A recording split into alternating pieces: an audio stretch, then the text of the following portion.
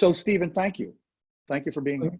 Thank you, David. I really appreciate the opportunity to virtually get out of the house and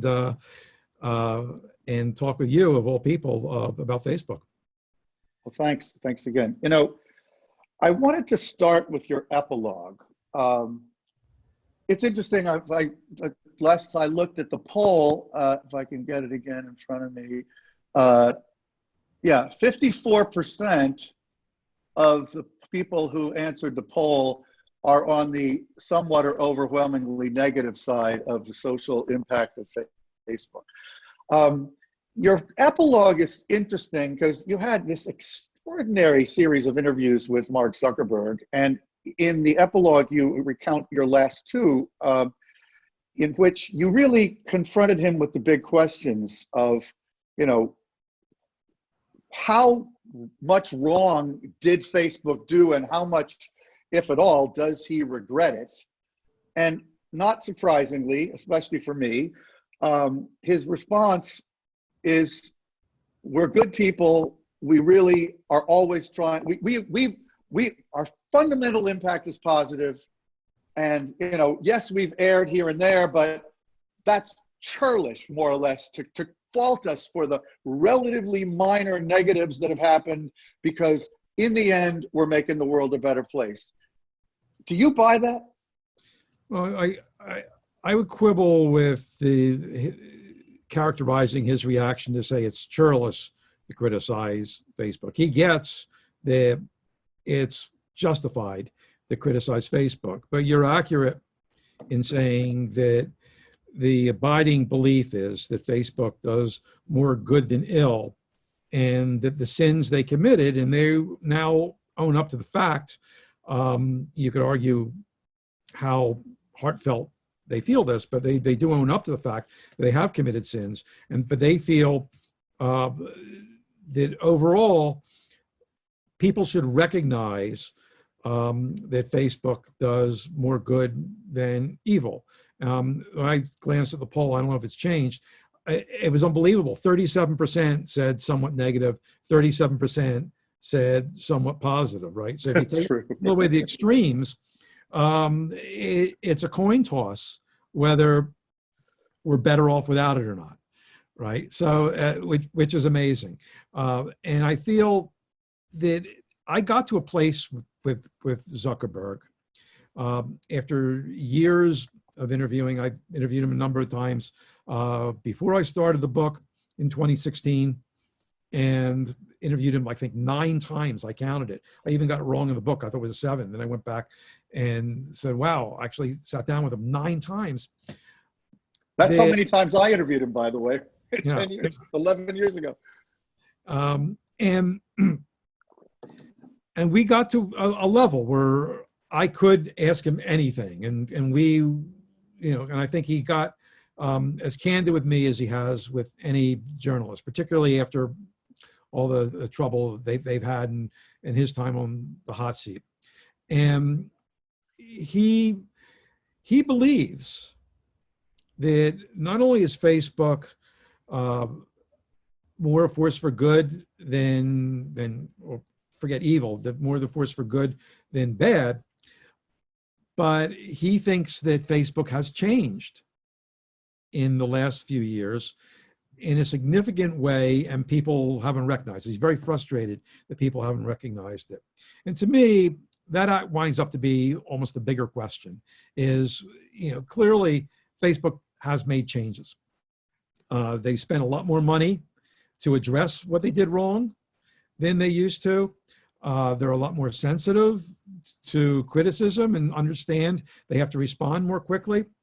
But the larger question is, have they changed underneath the skin? And I think that's another thing we could talk about. You know, but Mark, you know, does believe that they have changed, whereas I feel the public has not come around to that until this moment in time, which I think we can talk about, because I think we're at a pivotal point for Facebook where this virus situation might throw them somewhat of a reputational life preserver. Well, that's something we can come back to. But my opinion is that the biggest question is not, have they changed enough? But could they, even in any possible world, change enough to truly be a net positive social force? Because, you know, one of the things that really struck me in your book and is you document routine instances, repeated instances where they fundamentally lied to the public and to other outside forces. I mean, time and time again, they claimed things that turned out not to be true. This is, of course, famously the case around the Cambridge Analytica situation, but there's innumerable other examples which you very ably document. And you know, that's a cultural thing, in my opinion. And that, so that's one part of the problem, but there's also the bigger problem that just, you know, and I think you touch on this. I think it's the single biggest issue in some ways when one looks at Facebook's overall social impact, is that they decided to expand globally into all these languages without having any internal expertise or knowledge of those languages themselves. Therefore, they essentially relinquished the capacity to oversee behavior on their platform, which to a large extent continues to this day. So given that, do you think they could reform sufficiently so they really had a handle on their own social impact? Well, I think it's difficult. Yeah, I don't think it's impossible, but I think it's difficult, and I don't think they're really thinking to make the kinds of reforms that you want. What I found, and the conclusion I came to, was that when it comes to, quote, fixing Facebook, it's almost impossible to do it in the way that you suggest, because they built it in a way where the problems they have are baked in so deeply they Right. can't go backwards. Now, Well, that's what I Facebook did meant. not have to be that way, and I think one of the conclusions I came to, and you know, I try to compile, when I realized that this was the story, I tried to methodically compile piece by piece how this happened and where they could have gone in a different direction. But they built something that was wide open for exploitation. It's the same way to say the internet was built without having security baked in, and you could never solve internet security. Facebook was built up in a way where abuse would be baked in by misinformation and people using data to mislead people. And it didn't have to be that way, but they did it without thinking of consequences. And were, in a lot of cases, people pointed out the consequences. People very close to Zuckerberg pointed out the consequences, and he said, oh, we'll deal with that later, or let's just go. We have to grow. Let's go ahead and do this. And this was a pattern that happened time and time again. During the fact checking in my book, I sent them a lot of facts to say this happened, that happened, and they, you know, would say, you know, yes or no, or we don't comment on that. And I wasn't quite satisfied on this issue. So I said, listen, this isn't a given fact, but it's a pattern that I see. I just want to give you a chance to comment on it. And Wait, what is this in this case? This, I'm going to tell you what it is. So okay. This is, I said, time and again, I have multiple instances in the book where Facebook was about to do something, and it either violated privacy or uncovered a vulnerability. And people close to Mark said, don't do this, or even said, this is wrong to do this. But Zuckerberg overruled them, and they did this anyway. I just put that out there, pretty much that language, for Facebook to officially comment on it. And I got a one-word response: accurate. Was that Mark himself?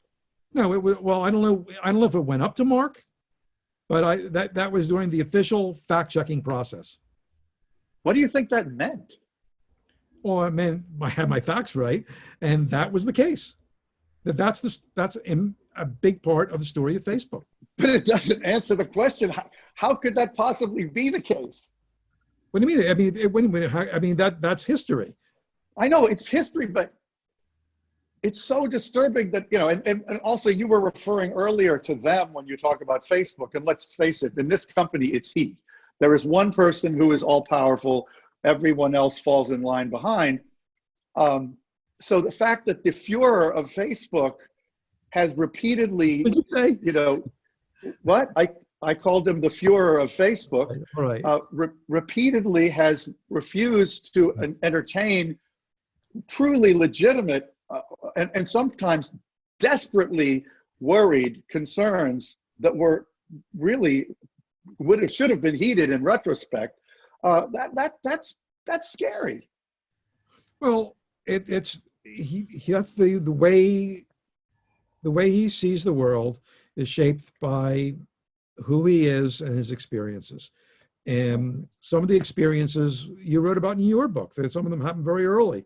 The newsfeed experience was something that helped shape the way he rolled out things on Facebook, where he got some warnings. It really didn't come from the top in that case, but people flagged that some people aren't going to like this because they're going to be worried about their privacy.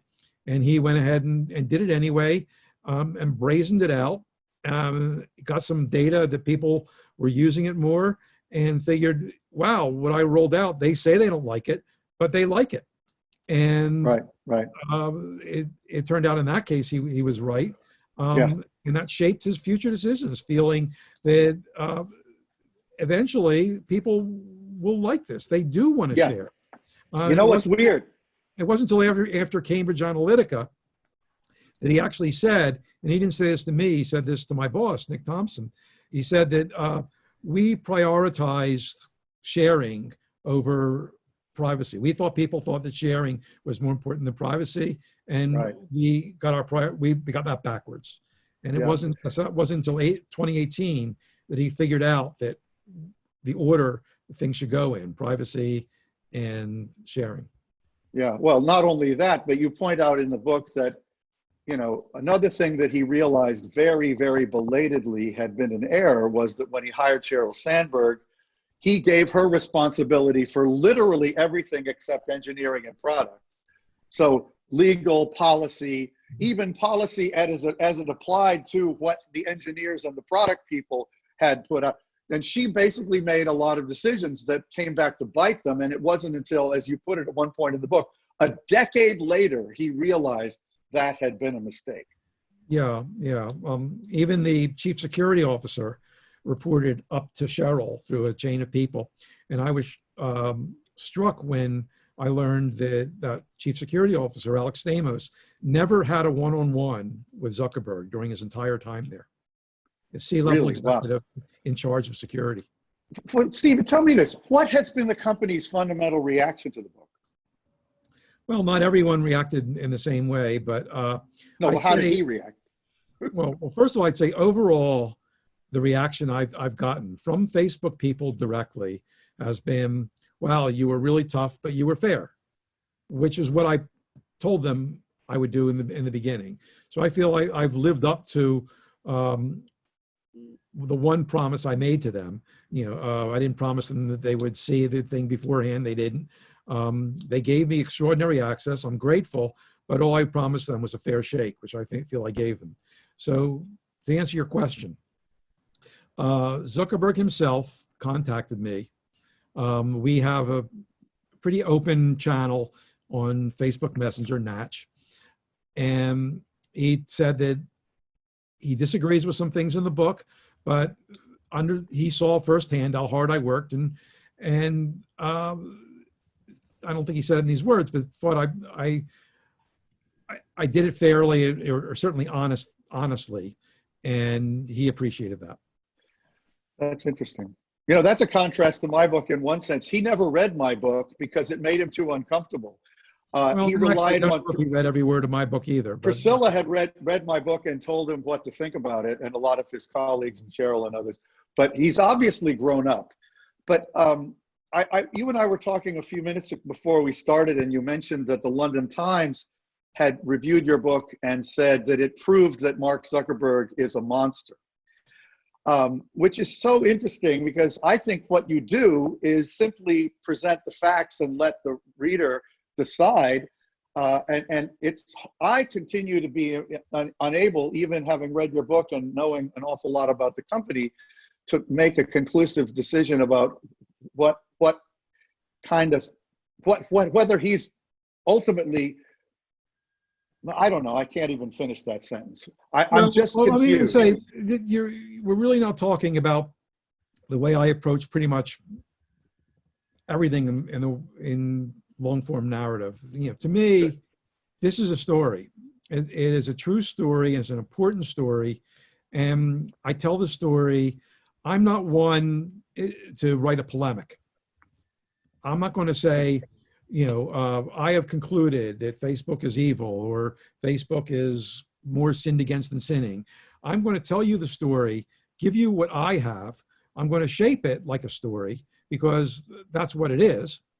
And I'm going to give you the tools to either make your decision or not be able to make the decision, because life does not always come with a tagline. That's the one thing I've learned as a nonfiction writer, is that don't come up to a conclusion just because people like that. I feel that there's plenty of evidence in there for people to make up their minds about Facebook and what kind of company it is, and their minds might be 37 to 37. It's a little of both. Yeah. Well, but I hope they'll enjoy the story. I think it's a positive sign that he is willing to be examined, and he doesn't fault you for having come to some fairly unflattering conclusion. Well, there are some very tough things about that in that book about him. So in a way, if there are, I think it says either strikes his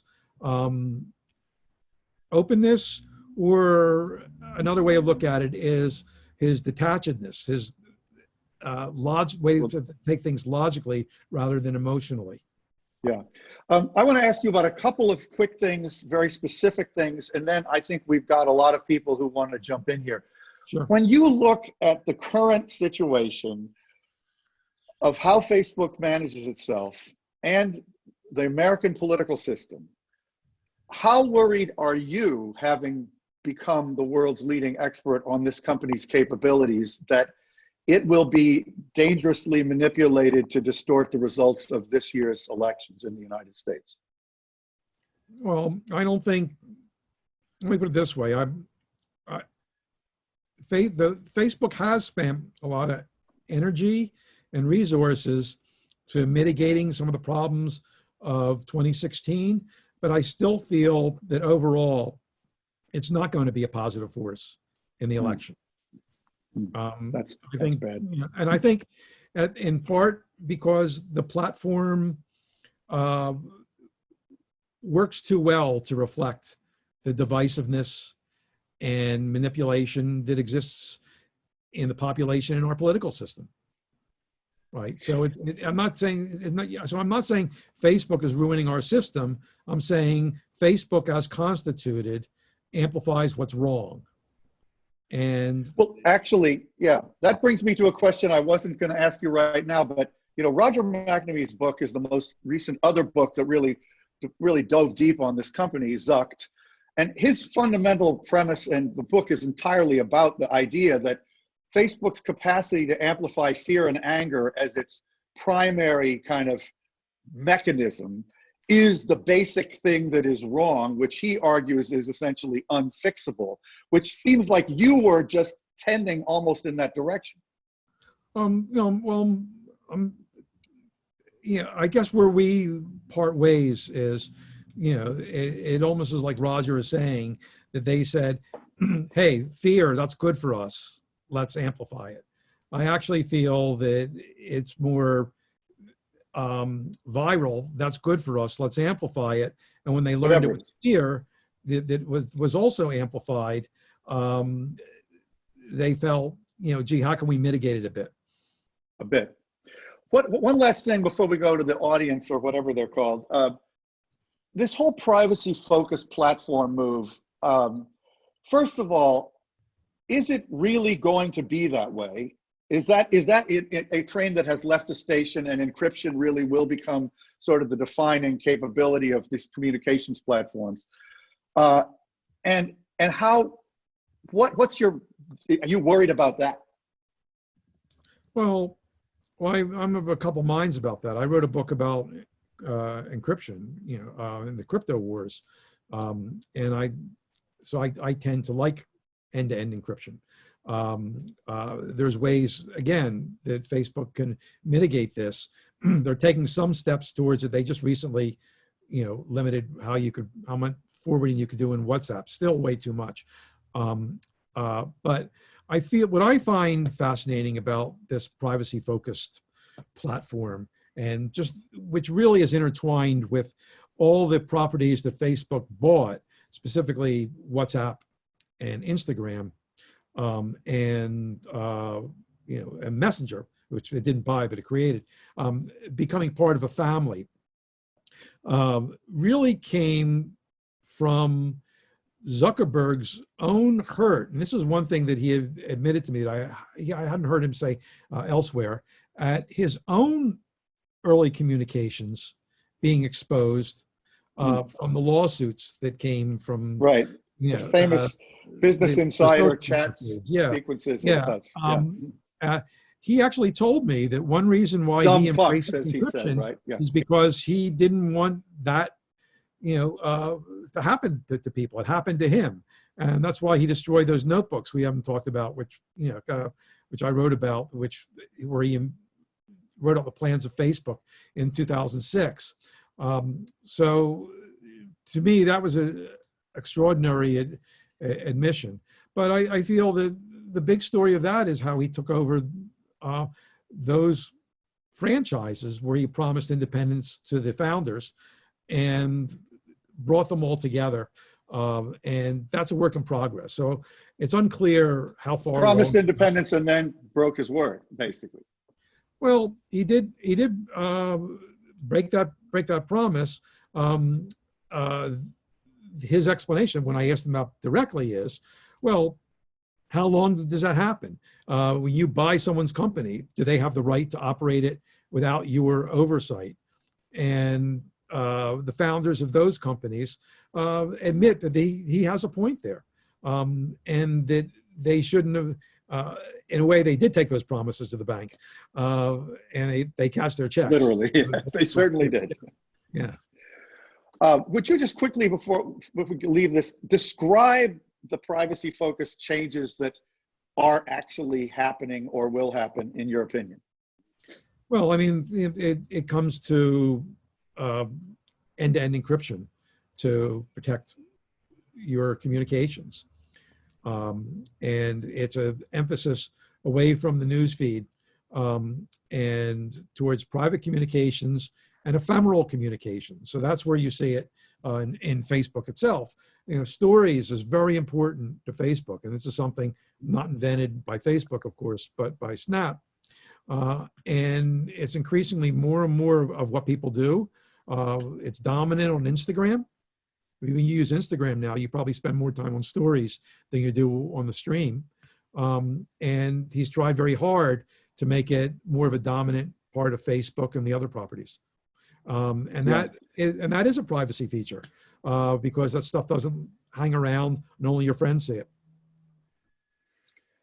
I just want to say one thing before we go.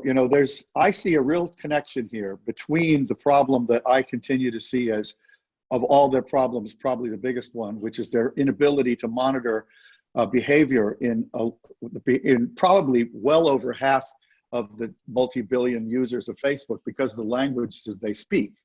And they're essentially, by saying, we're going to go to encrypted communications, which we have no capacity whatsoever to look at. They're saying, you know what, it's better that way. And I think, unfortunately, if you look at what's happened in the Philippines, Myanmar, India, Sri Lanka, Brazil, Turkey, Hungary, Poland, it's absolutely provable that has caused massive global social harm. So that frankly enrages me, that their response to their failures on the language point is in effect to say, we're doubling down and we're going to do that for everything. No ability to look at anything. It's not our problem. And that just really is my single biggest criticism of them. So one thing that struck me was one of the founders of WhatsApp, Brian Acton, who gave me an unbelievable multi-hour interview where he just laid it all out. When I asked him about that, he was unapologetic about what you complained about. He said that people should communicate securely, and I take no responsibility for what they say. If it gets forwarded and causes a riot, that's people doing wrong. That's not our problem. We're just a tool. So he goes much farther than Zuckerberg by saying that we shouldn't even bother to look at metadata to manipulate, or to suppress that stuff. We just put it out there and people do with it what they will. Okay, I can't even type into the messages to you, Josh, at the moment, but yeah. Okay. Mike Nelson had a question. So let's, if he still does, I'd love to hear it.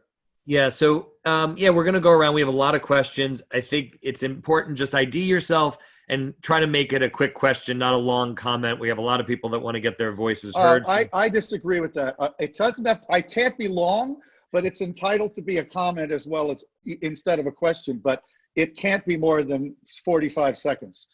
So let's start with Mike, and I know Strat had something, and send me some more names, Josh, because I'd love to be a little cherry picky here.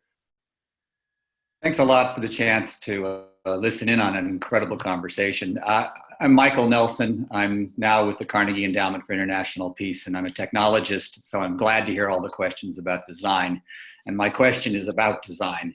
What do you think of WT Social and what Jimmy Wales is trying to do to design a system that is for the user, not the advertiser?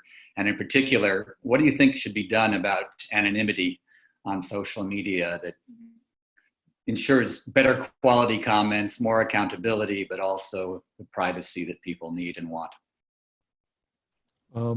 Hi, Mike. I got to interview Jimmy Wales at DLD in January, and got on the system and learned about it. I was impressed that he had, at that point, 500,000 users. I don't know what he has now. It's a good system. I think that the strength of the system is at the point where Facebook is the weakest, which is some sort of crowdsourced way to evaluate the information that comes on there. But I feel that it is weakest at the point where Facebook is best, and most useful, which is bringing together you and the people you know. And the fact and that generating revenue. Yeah, well, I feel that, I think that something that gets a fraction of Facebook's revenue and, can actually be a pretty good business. So, so where Facebook is really strong is keeping us in touch with each other. And in our current situation, I think Facebook is more valuable than it was before, because people want to reach out to people they know and be in closer touch with people who they can't see physically. I think it's going to be difficult for WT Social to overcome that hurdle there. So it's a shame, because it's a good idea. Thanks. So Strat, are you there?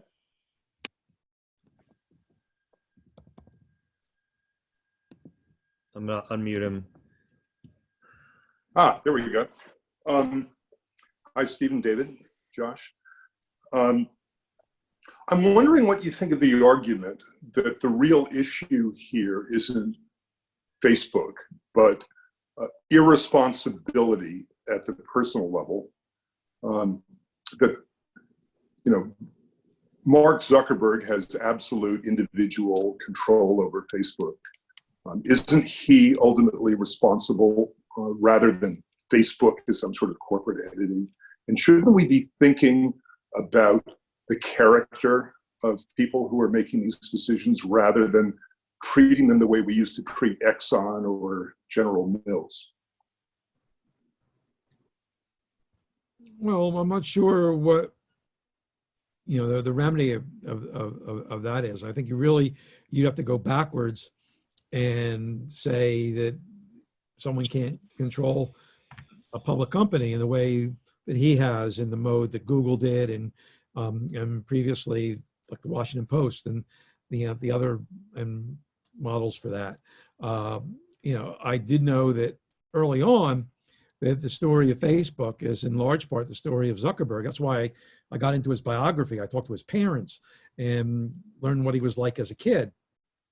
And ultimately, yeah, our verdict, whether you're a shareholder or a regulator or a user, your verdict on Facebook is in part a verdict on Zuckerberg. But that's the way our system's built. You know, we have our ways of voting. You vote with your feet, you vote with your investment, and you vote with your legislator or regulator saying this company is violating the law, or we need a law, and it has to be constrained. Thanks. Robin Raskin, you go out and say something. I can unmute you here unless Josh is able to do it here. Where is it? There's a lot of people on here. Where's Robin? Oh, I know how to do this. There we go. Only you Robin, can. are you there?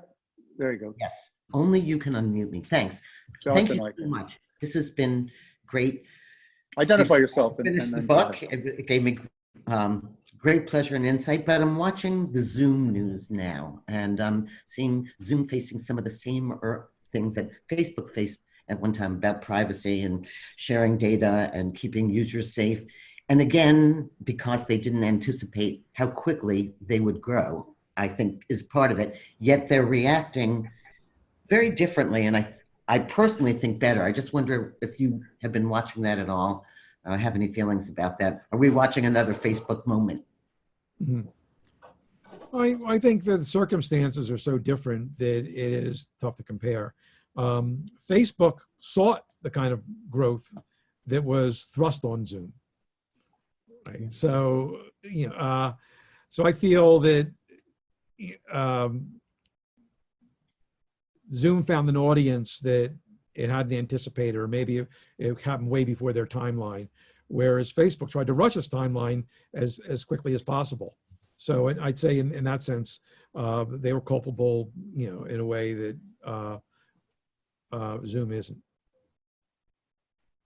okay, Stephen Balcom, I'm unmuting you. Thanks a lot, David. Really appreciate it. Stephen Balcom with the Family Online Safety Institute. Identify yourself. I think I just did. Stephen Balcom with the Family Online Safety Oh, Institute. okay, sorry, I interrupted you doing that. Go ahead.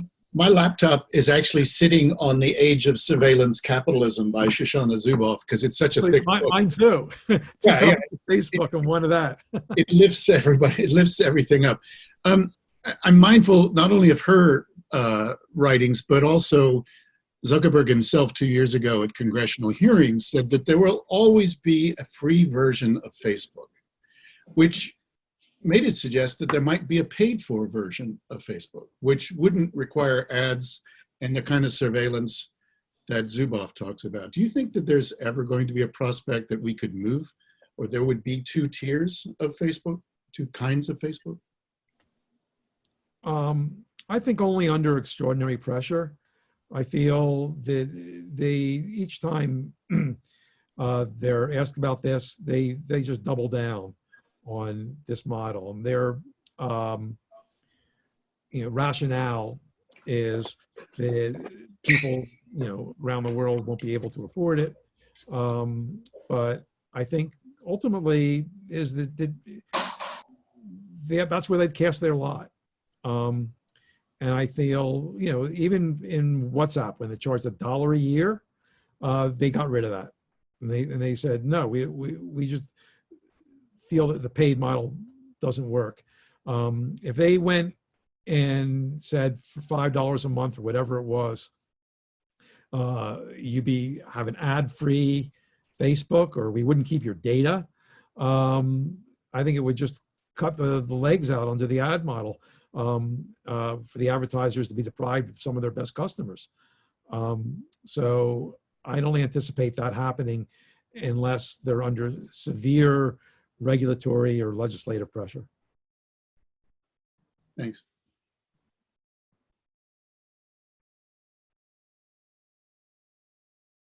I think David's on mute. Jim Kennedy, I just unmuted, sorry. Hi, everybody. I'm Jim Kennedy from the Associated Press. My question for Steve, I'd love to hear him comment on what he knows of Zuckerberg's view of freedom of speech,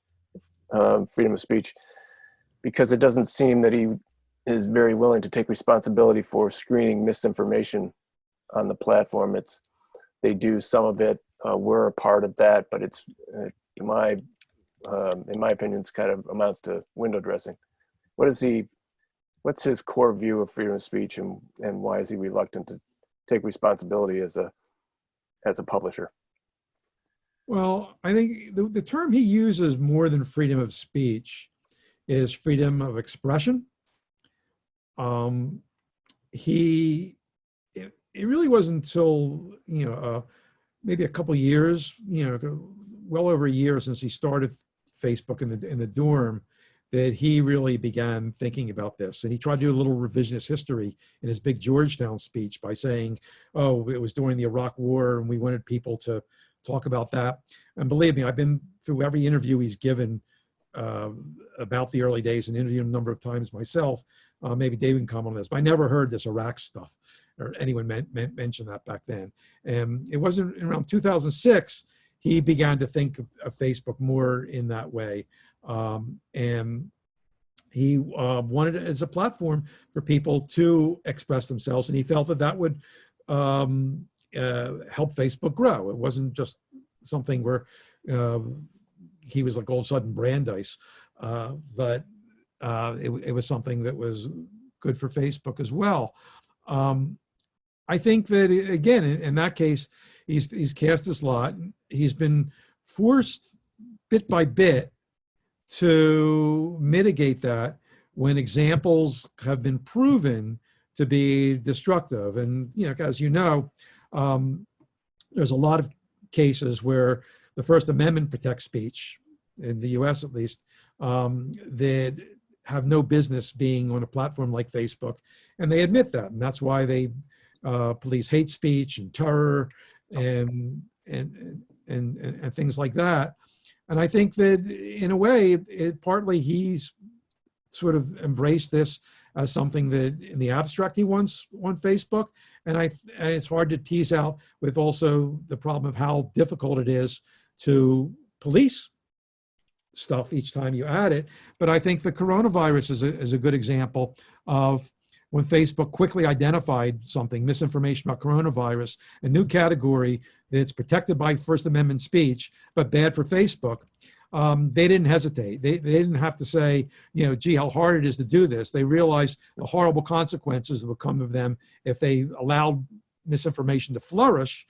So they acted against it. They haven't gotten rid of all of it, but they've owned up to saying, we're not going to leave this alone.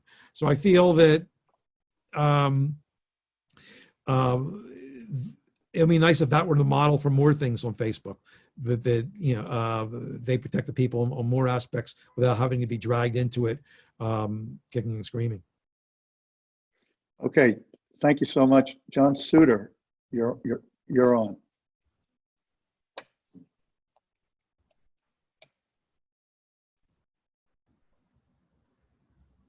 Are you there? John Suter? Oh, yeah, there you are. John? I don't think you've unmuted him. He's unmuted. But anyway, okay, Josh, pick somebody else because he seems to be absent. Okay, let's shoot over to Don Barber. Hold on, Don, you're unmuted. Hi. Hi, David and Stephen and Josh and everyone. I wanted to know actually from both, maybe Stephen and David, having spent so much time with Mark over the years, what do you think his real motivation is? Is it power? Is it money? Is it being loved? Is it concern with a lasting legacy? I guess for a long time, I really gave him the power of the benefit of the doubt, rather, and thinking he's just a geek who's creating something amazing that's global. But obviously, with more recent with more recent situations, particularly Cambridge Analytica, I just can't understand what his motivation would be when so much destruction and bias and racism has occurred, and horror has occurred under his name. So I can't understand his motivation. I'd be curious what both of you would have to say, having spent time with him. Well, I mean, to an exchange I had with him in one of those last two interviews I did with him, I could tell you that I was happily surprised that at the end of this 3-year process to write this book, I had a previous one at Google, and by the end, like, they were pretty sick of me, and I had to fight for my last interviews. But at Facebook, they realized that, wow, he spent a lot of time here. Maybe we should give him some good final interviews. And, so the last two interviews I had with Zuckerberg were really incredibly fruitful. And he invoked the idealism argument. This is why, we ran into such problems. We were too idealistic and too naive. And I said to him, I'm not buying that. It's not just that. And he said, well, it's not money.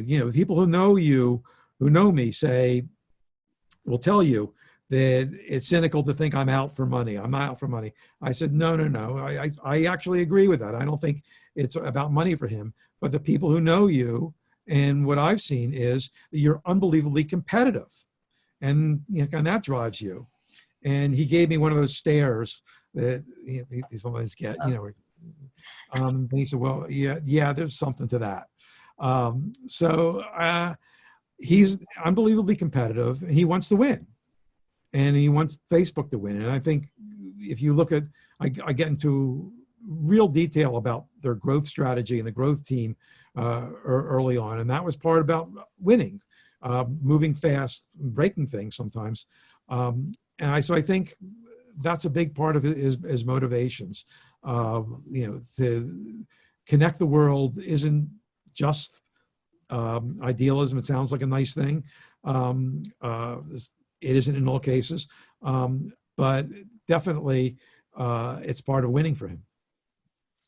If I will chime in on that, because I have a slightly different view, although obviously I haven't spoken to him at length in the recent past the way Stephen has. But, I think he did start out doing this sort of as a lark.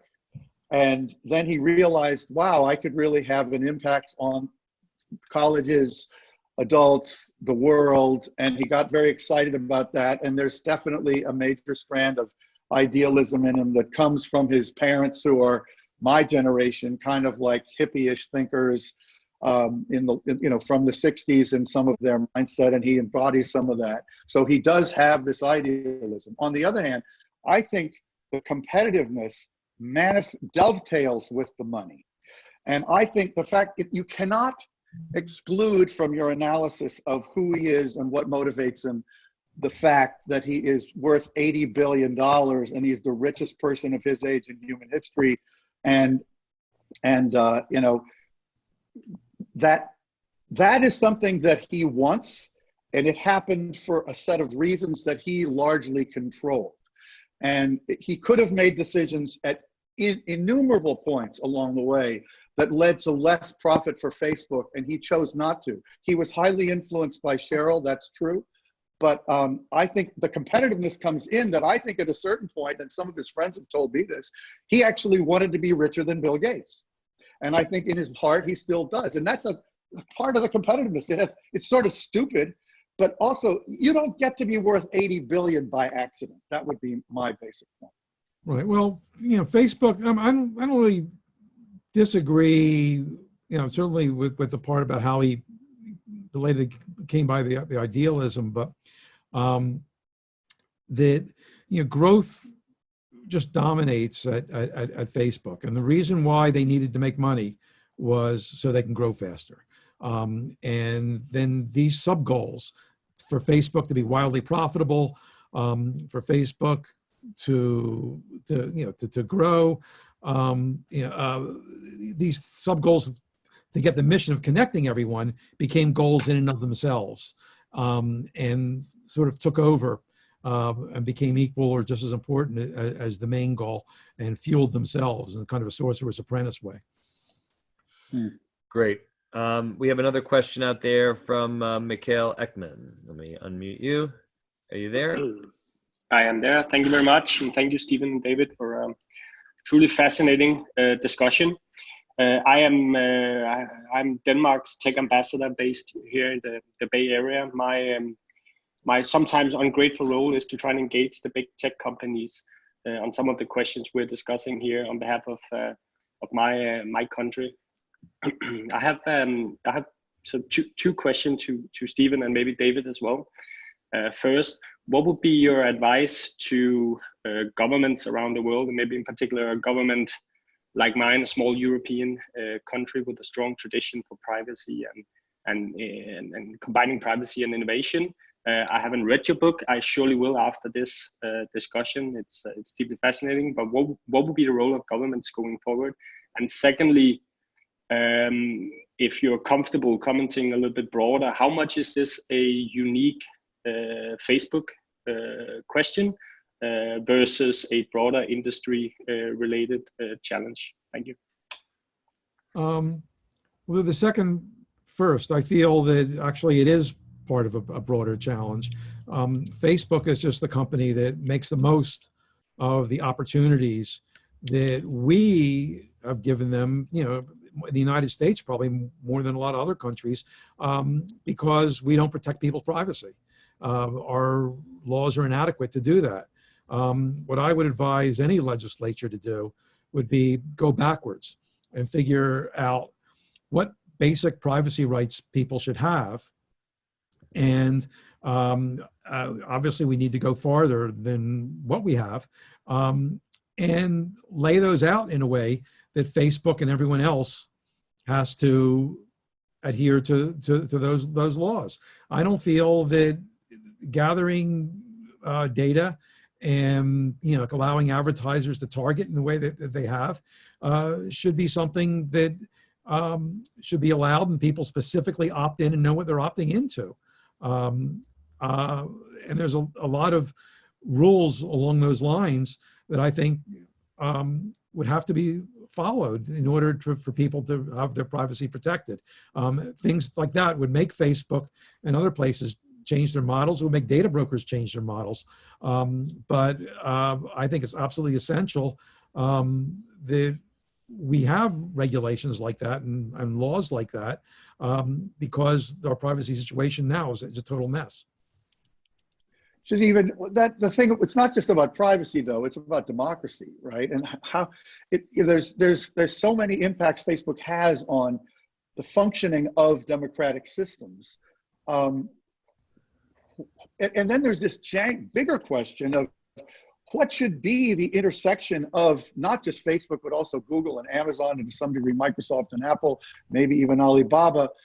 They are like nations. Mikhail is a very unusual case of a person who a government has selected as an official, person to interact with them. How should governments interact with Facebook more broadly? And touch on this democracy question.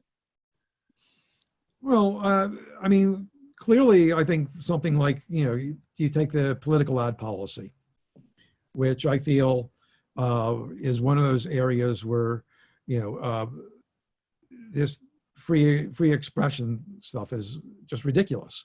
I feel that Zuckerberg is totally off base in allowing people to say things in ads that he would fact check and mitigate and rank lower if they were organic posts. It's the, Right. the total opposite. When you have an ad, you show it to people where they're where the algorithms that dictate what they see wouldn't have that in front of them. So so that it's crazy to say a politician can lie, and we're going to help the politician buy access to you if it's a lie.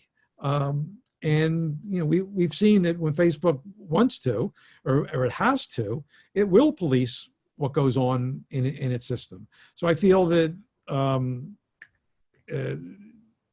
it's just there's a case where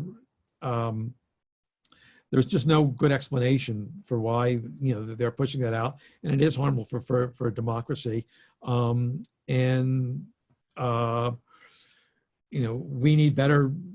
In the U.S., we need better protections for elections, and in that case, Facebook is becoming a leader in taking advantage of loopholes of the way people can abuse elections. I'm sorry to say, I think there is an explanation for that, which is that they think Trump's going to get reelected and they want to stay on his good side. And unfortunately, then it has an impact on all those other countries I mentioned as well, because that policy is basically followed globally, and leaders all around the world are lying to their people routinely on Facebook, and that it is terrifying to me.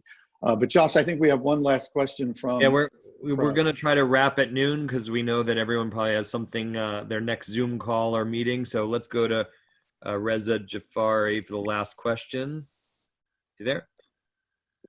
Thank you, Josh. Thank David. Thanks, Stephen. I make my question a bit of a different from what you had in this interest of time. I'm the former group president of Hewlett Packard for Global Telecom and Media. I've seen Facebook and Mark Zuckerberg and his wife in particular trying to do some social goods through the foundation that they've built. I wonder if from your experiences, this is going to be another way of trying to get from the back door and doing some kind of the personal things that is good only for them, or they want to be another Bill and Melinda Gates Foundation. Well, it's tough to tease out how much it is, how much you want recognition. They have publicists for CZI, and they want you to know it. It's not an anonymous donation, but it's very much in the ballpark of what other billionaires do, and how you feel about a system where people, we let people accumulate billions of dollars, and then are somewhat dependent on them to provide where the state doesn't, and the state should. Do you like that? And I don't think that's a great system. But on the other hand, I guess it's better that they do that than they, just buy more islands. I don't think it's going to do any harm, but I do think it's a kind of way of doing penance. But I know, Josh, we have to wrap. So why don't you say some things, and I'll just thank Stephen. And it's been a great conversation. Right. Well, yeah. Thanks to Stephen and David, and thank you all for joining us today.